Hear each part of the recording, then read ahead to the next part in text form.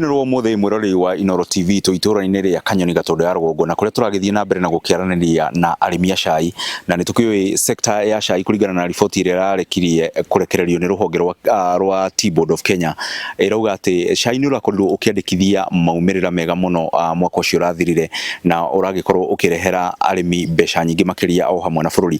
Na haha ndĩna anyiti itemi thĩinĩ wa sector ya ũrĩmi wa cai arĩa ngwenda tũkorwo tũkĩaranĩria nao matwĩre atĩrĩrĩ, tũkanjĩrĩria na rĩtwa rĩa kure twire kana uhoro ino wa makana uguo kuratuika ati cai ni urarehire mbeca nyingĩ rĩ maundu maya mĩhuko-inĩ yanyu uguo niguo kuhana?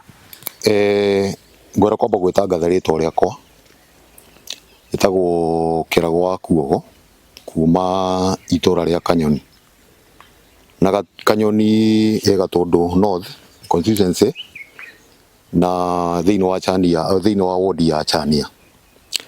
Niĩ kũringa tondũ mũrĩmi wa macani ndingiuga nĩ tũtwarĩtwo wega atĩ nĩ ũndũ wa bonathi ĩrĩa ĩrahĩtũkire, tondũ nĩ gũkoragwo kũrĩ na mathĩna maingĩ marĩa tũkoragwo tũkĩgerera tũtarĩmi a macani.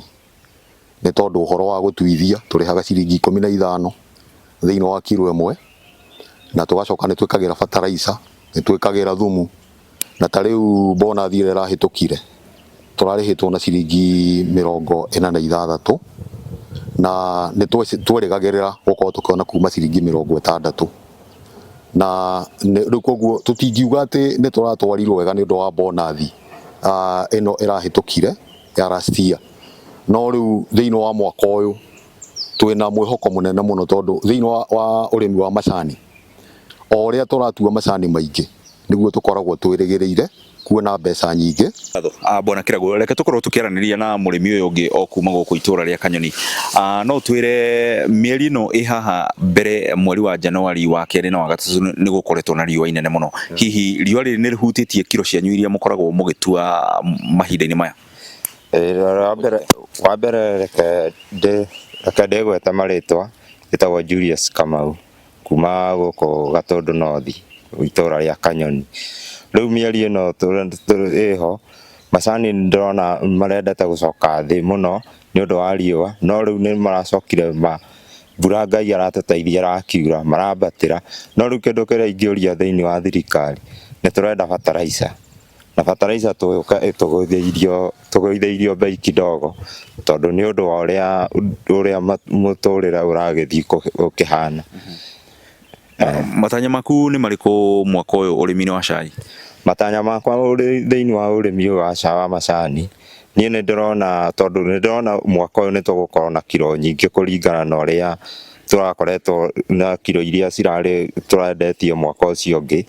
Rĩu koguo niĩ no njũrie thirikari ĩtwethere thoko nĩ ũndũ wa mabũrũri macio kũragĩtuĩka atĩ mambe mathiĩ kũu makĩrore ũrĩa kũragĩthiĩ, nĩgetha tũkĩone kana hihi nĩ tũgũkĩhambĩrio bei ya ũrĩa tũrakĩrĩhĩtwo mwaka ũcio ũngĩ. Okay. Nĩ ngatho ũcio nĩ uge wa arĩmi a cai kuma gũkũ Kanyoni Gatundu ya rũgongo magĩgĩthiĩ na mbere na gũthingata thirikari atĩ ĩtigĩrĩre atĩ thoko ya mũrĩmi wa cai ndĩnakorwo ĩkĩhutio nĩ ũndũ wa maũndũ marĩa tũragĩkĩigua magĩthiĩte na mbere na gũkĩhutia thoko ya cai wa kuma gũkũ bũrũri-inĩ wa Kenya, mabũrũri-inĩ marĩa tũkĩendagĩria, na magakiuga oho no makĩende gũkorwo magĩkĩgũithĩrio thogora wa fertilizer nĩgetha magĩkorwo magĩkĩmĩona na njĩra hũthũ. Kuma gũkũ Gatundu ya rũgongo kaunti-inĩ ya Kiambu, handũ-inĩ ha Inooro TV, niĩ njĩtagwo Werũ wa Mwangi.